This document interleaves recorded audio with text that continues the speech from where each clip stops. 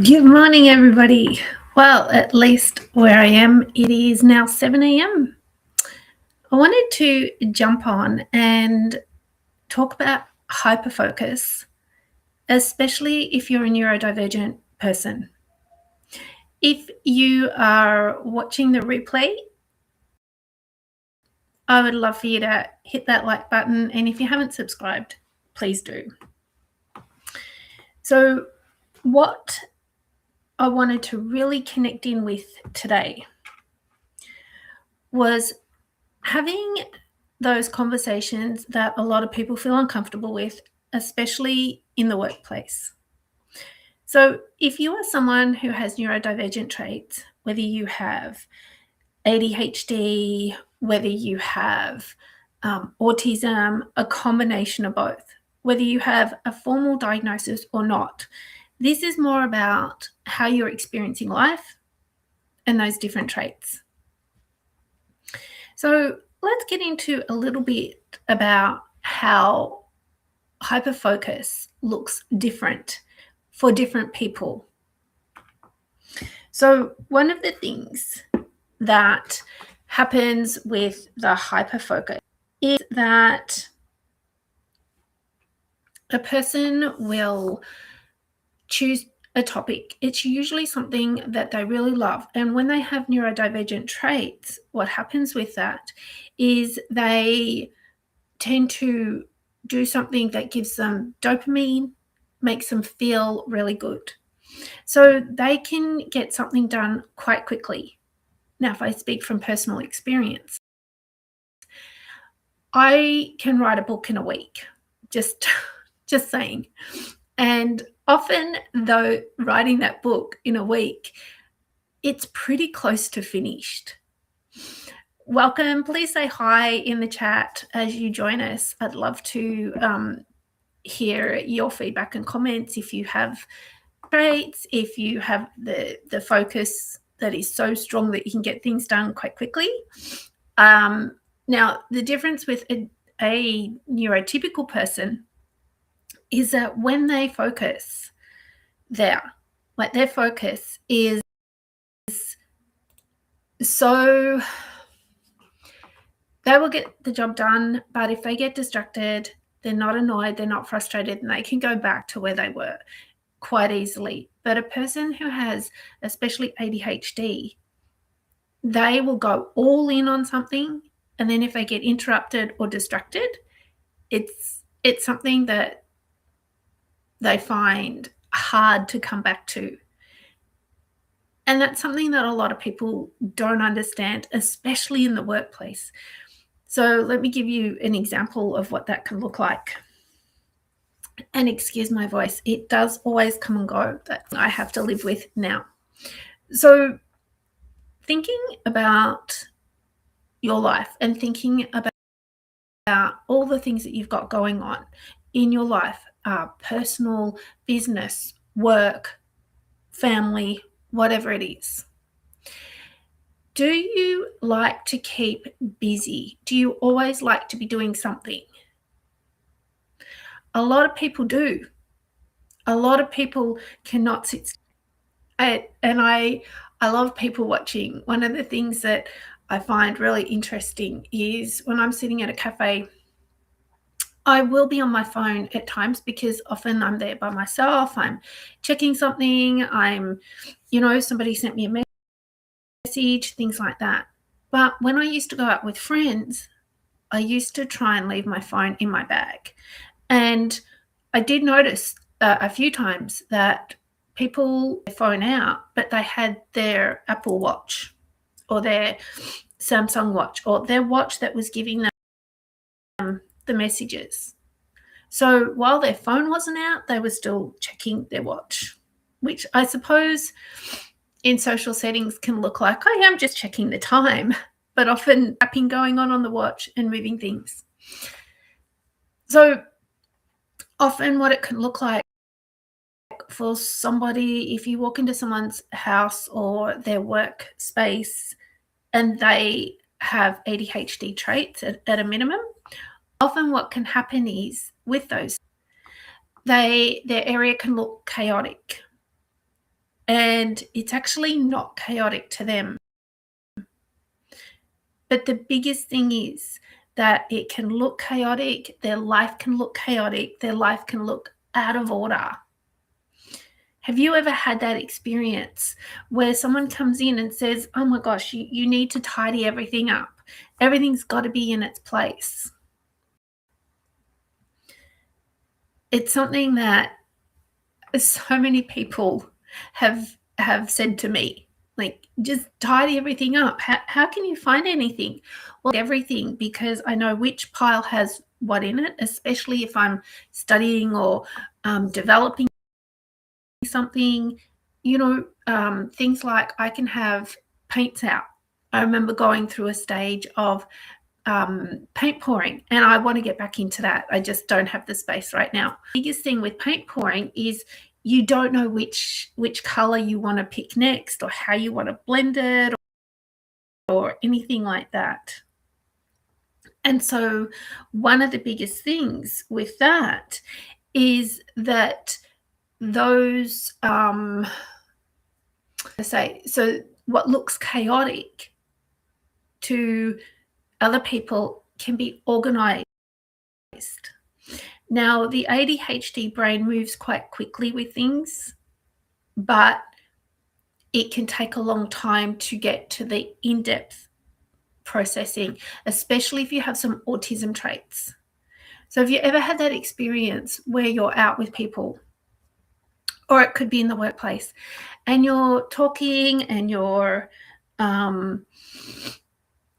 listening and you're engaging in this conversation, and then what happens is they stop the conversation, and you haven't caught up to the end, or you've gone all the way to the end.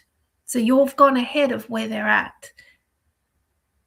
A lot of this causes challenges for people because, especially with those with ADHD, can get very focused on the topic or what they're doing, and they can engage in such a deep way that they want to know more. They want to stay on that one topic, but not everybody wants to stay. Not everybody processes the same. And I found this really interesting as I wanted to learn more for myself. I wanted to be able to say, okay, how do I work? How does my brain work? And how does that fit into the world? And after a while, I found that it does, because I can hyper focus. Like I said, I can write a book in a week. I can get so many things done in 1 week. And then other times I struggle to get started. Have you ever had that feeling? Or you feel like you've got so many things on the go that are hard to get one thing done, and it looks like chaos, and it may feel like chaos as well. And that's when overwhelm can step in, and then from there, even more things happen. But that hyper focus can be a gift. And the more you see it as being an incredible gift, the more you see how you can make it work for you rather than against you. But in the workplace, it's important that your colleagues and everyone else gets it. One of the things that I do is team building. So I go and work with businesses and their team. And a huge part of that team building time is taking them through the personality quiz, and we have the QR codes on the screen over there. We also have the link in the chat.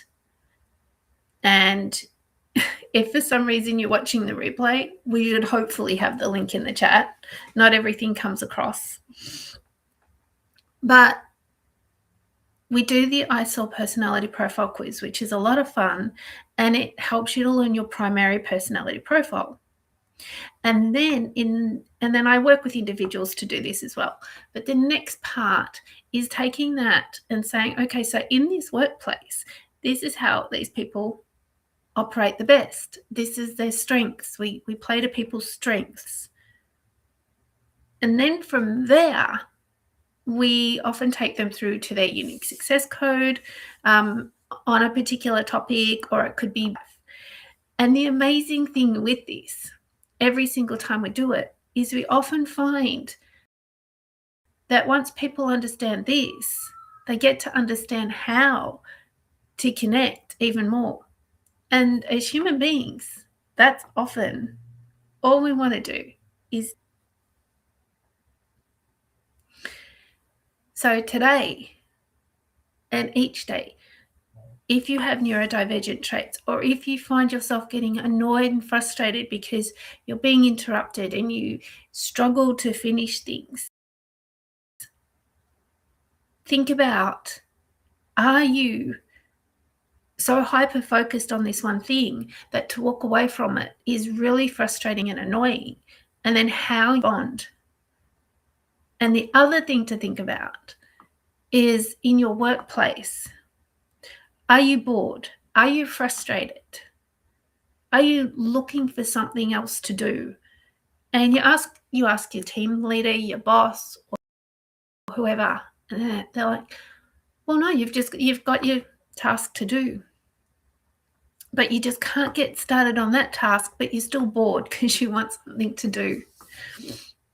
These are really key things that can help you understand a little more about who you are. And the more you understand who you are, the more you can then play to your strengths.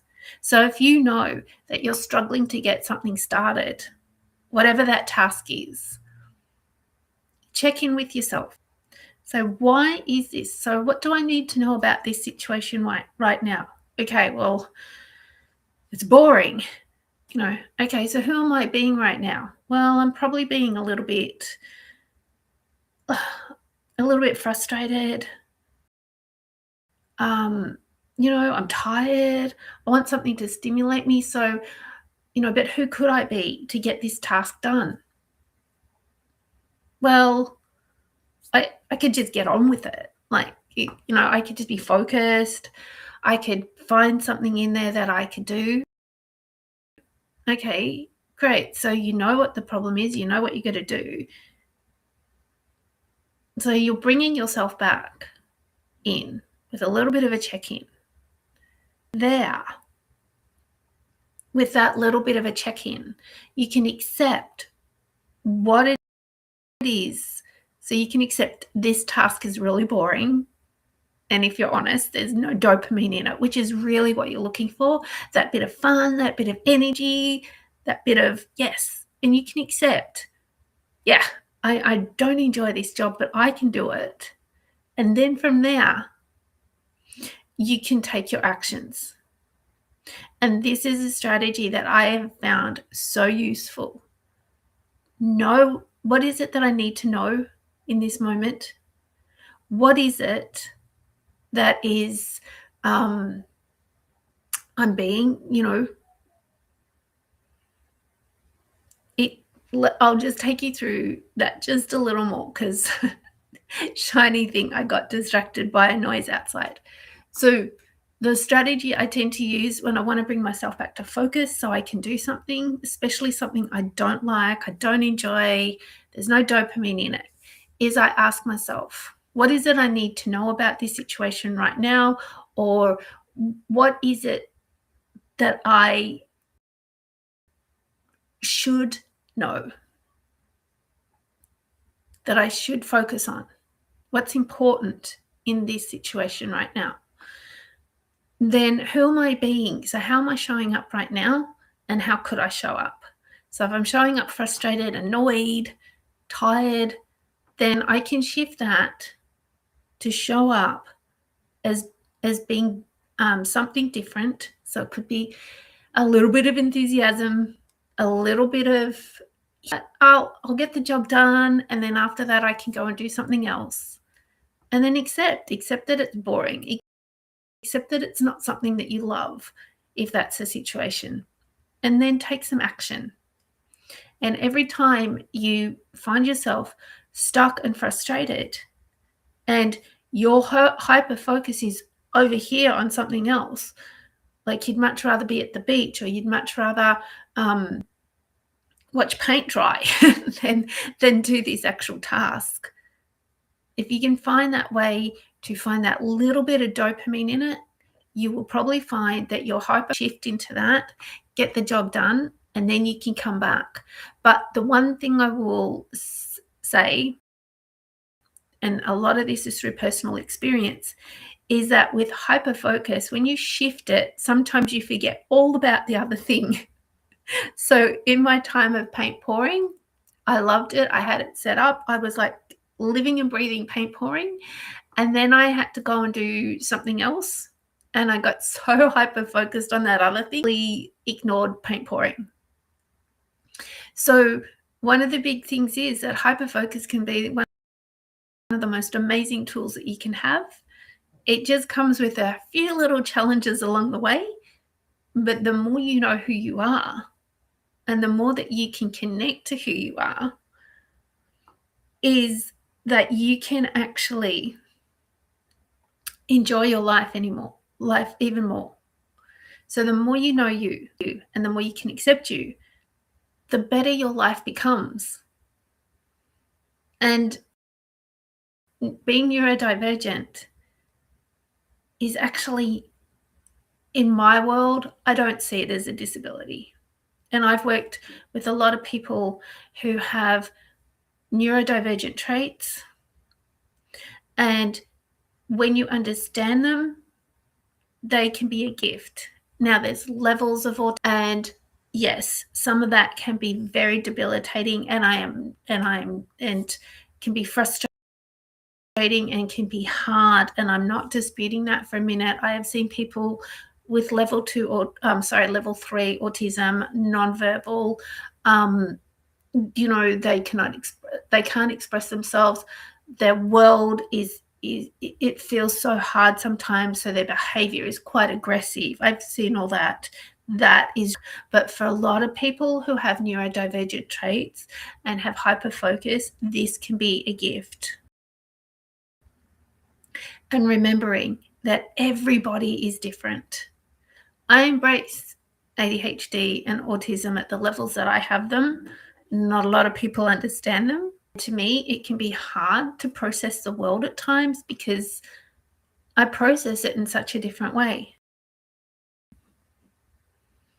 But at the end of the day, it's how well we know ourselves. It doesn't matter whether you're neurodivergent. If you are neurotypical, how well do you really know yourself? How easy do you adapt to change? What is your communications skills like? I knew that showing up today, getting out of bed early to show up and do this, and thinking of a topic, it was actually hard. It was hard to go, yes, I'm going to do a live. And I didn't put it up because I was like, nope, we're just going to give it a go. Now, my afternoon lives, which are on my phone at times, they get a lot of attention. They get a lot of people watching. And I think it's, just the way Facebook is, a different audience, the way YouTube is, and that different audience. But you know what? If we don't do some things that make us uncomfortable at times, if we don't give it a go, and as I said, my voice today is strained. It's having issues. But this is something that I have to live with. A voice that comes and goes. But it's part of who I am. And as we know, life is not always easy, but we can make it work. So if you're somebody that is ready to live your best life, if you are someone that is ready to step into your power even more, to have success at your level, the way you want it, and know how you can use your hyperfocus and all your other amazing traits, then keep following for more. Because a lot of the shorts that I do, as well as the pre-recorded videos, are all about helping you to live this most empowered life that you can. So I'm going to leave it here, just short and sweet. Hopefully you've got some tips from this. Hopefully you found that there's been something useful in here for you. But if you have neurodivergent traits and you have hyperfocus, then think about how you can bring this out to be the best it can be for you and your world. And think about how much you can enjoy this life that is yours through knowing who you are, being who you are, and accepting who you are. Because you are amazing and you deserve to have empowered success and live an empowered life. So thank you for watching. Thank you for listening and putting up with my voice. Remember to hit that like button if you don't mind. And we'll have some, I will plan this out. My ADHD was like, no, let's just get up and do it. But we will plan it out a bit more. So thank you for watching and take care of you.